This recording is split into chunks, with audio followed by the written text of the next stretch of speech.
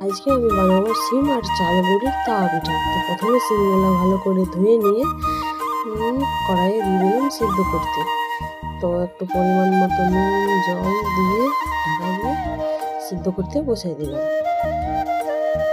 তো যে চালগুলো আমি ভিজতে দিয়ে রেখেছিলাম সেই চালগুলো এখন ভালো করে ধুয়ে নিয়ে পরিষ্কার করে ধুয়ে নেওয়ার পরে মিক্সিতে দিয়ে নেবো পেষার জন্য, মানে চালটা পেষার জন্য।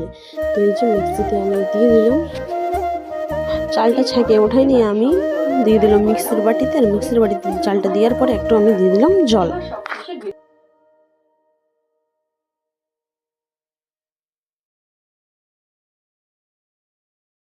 তো চালটা আমি মিক্সিতে পিষিয়ে নিয়েছি, আর মিক্সিতে পিষার পর ঠিক আমার এরকম হয়েছে, না বেশি পাতলা না বেশি মোটা। তখন আমি একটু দিয়ে দিলাম পরিমাণ মতো নুন, আর একটু দিয়ে দিলাম পরিমাণ মতো হলুদ। আর হলুদ দেওয়ার পরে দিয়ে দিলাম একটু আদা রসুন লঙ্কা বাটা। এবার এগুলো সব একসঙ্গে আমি মিক্স করে নেব।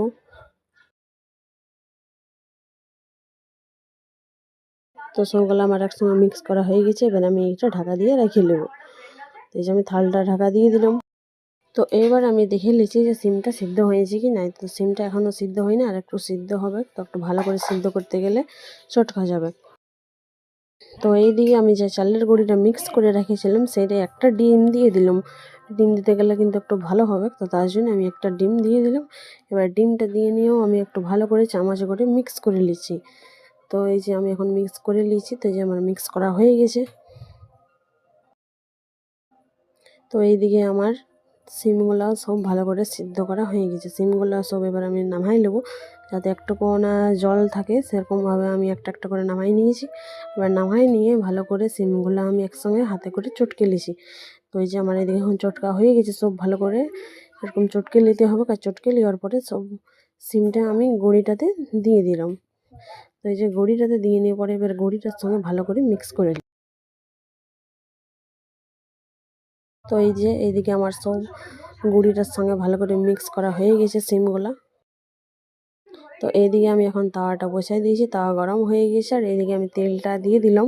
এবার তেলটা দেওয়ার পরে একটু খুন্তিটাতে করে ভালো করে চারিদিকে করে নিতে হবে তেলটা।